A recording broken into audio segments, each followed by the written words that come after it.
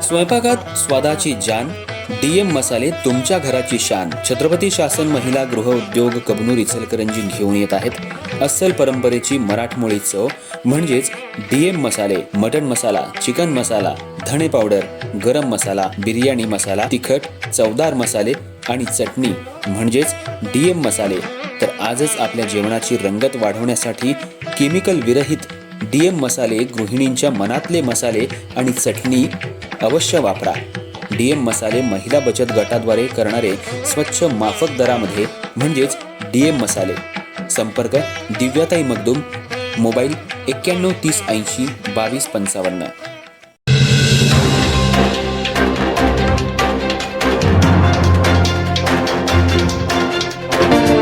नमस्कार, मी तेजस्विनी मगदूम. एम मराठीमध्ये आपल्या सर्वांचं स्वागत आहे. पाहूयात ठळक घडामोडी. इचलकरंजी महानगरपालिका निवडणुकीसाठी उमेदवारी अर्ज दाखल करण्याच्या प्रक्रियेला आज शेवटच्या दिवशी चांगलाच वेग आला.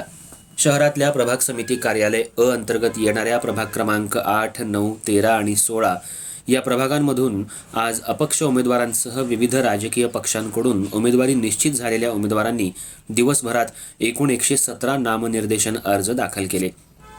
महानगरपालिका निवडणूक ही शहरातली पहिलीच असल्यानं सर्वच पक्ष आणि अपक्ष उमेदवारांकडून मोठी तयारी करण्यात आली आहे. प्रभाग क्रमांक 8, 9, 13 आणि 16 हे प्रभाग राजकीयदृष्ट्या महत्त्वाचे मानले जात असून इथं प्रमुख पक्षांसह अनेक अपक्ष उमेदवारही रिंगणात उतरल्याचं दिसून येते. त्यामुळं या प्रभागांमध्ये निवडणूक चुरशीची होण्याची शक्यता वर्तवली जाते.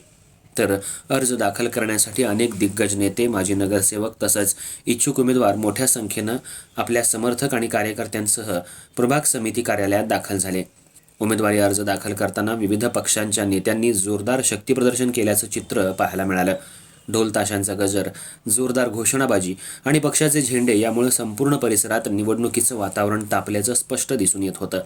काही उमेदवारांनी मोठ्या रॅलीच्या स्वरूपात कार्यालयात प्रवेश करत आपली ताकद दाखवण्याचा प्रयत्न केला. दरम्यान नामनिर्देशन अर्ज दाखल करताना कोणताही अनुचित प्रकार घडू नये तसंच कायदा आणि सुव्यवस्था अबाधित राहावी यासाठी प्रशासनाकडून मोठ्या प्रमाणात पोलीस बंदोबस्त तैनात करण्यात आला होता. पोलीस अधिकारी आणि कर्मचारी प्रभाग समिती कार्यालय परिसरात सतर्क राहून परिस्थितीवर बारकाईनं लक्ष ठेवून होते. गर्दीवर नियंत्रण ठेवण्यासाठी तसंच वाहतूक सुरळीत ठेवण्यासाठीही विशेष उपाययोजना करण्यात आल्या होत्या. उद्या आणि परवा या 2 दिवसात अर्जांची छाननी होऊन त्यानंतर माघार घेण्यासाठी वेळ देण्यात आली आहे. अर्ज माघारीनंतर प्रत्येक उमेदवारांचं राजकीय वर्चस्व पणाला लागून खऱ्या अर्थानं निवडणुकीला सुरुवात होणार असल्याचं चित्र दिसत आहे.